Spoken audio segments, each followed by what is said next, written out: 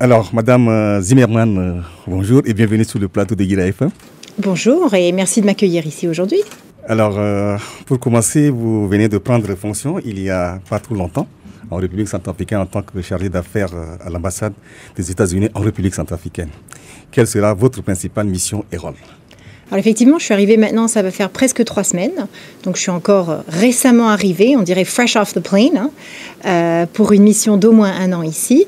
Et la feuille de route qui m'a été attribuée, ça a été de prendre les commandes de l'ambassade, de pouvoir travailler avec le gouvernement de la Centrafrique pour diversifier et approfondir les relations bilatérales entre nos 2 pays, de travailler également en ce qui concerne la commercial diplomacy, donc la diplomatie commerciale entre nos 2 pays, c'est-à-dire de regarder quelles sont les opportunités pour les sociétés américaines d'investir en Centrafrique et pour les sociétés centrafricaines de pouvoir investir aux États-Unis.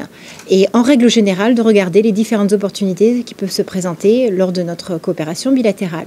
Mais cela veut dire également que l'on a des contacts avec la société civile, avec nos partenaires, avec les organisations internationales aussi. Donc ça ne se limite pas uniquement à la coopération bilatérale gouvernementale à gouvernementale, mais à beaucoup d'autres partenaires, interlocuteurs, récipiendaires, etc.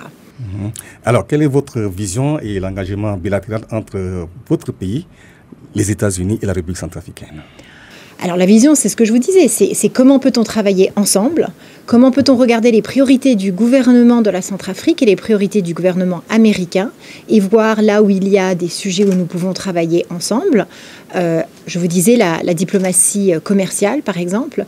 J'ai parlé à un certain nombre de ministres et de personnalités d'État qui me disent qu'ils veulent s'écarter du modèle de aid et aller vers plutôt le trade, donc s'écarter de simplement recevoir des dons humanitaires et aller vers une relation commerciale plus mûre, on va dire.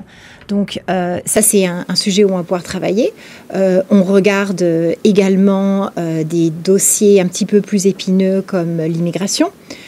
Et on regarde la participation des États-Unis à la MINUSCA et ce qu'on dit accountability and responsibility, puisque en tant que représentant du gouvernement américain, on me demande aussi de regarder comment sont dépensés les deniers américains dans des organisations internationales, dans des missions internationales aussi. Alors, la République centrafricaine se prépare à aller aux élections à la fin de l'année. Quel sera le soutien que votre pays apporte pourra déjà apporter dans ce cadre de processus?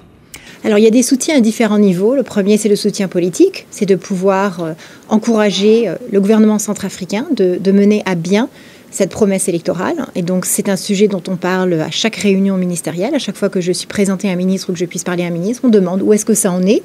Est-ce qu'elles vont se tenir? Est-ce qu'elles vont être transparentes? Est-ce qu'elles vont se passer bien? Donc ça, c'est le soutien politique. Nous sommes en train d'explorer la possibilité d'envoyer des missions d'observation d'Américains, de diplomates américains, avec nos collègues centrafricains qui travaillent pour nous dans différentes localités. C'est en phase d'exploration, ce n'est pas encore déterminé, mais on est en train de regarder ça.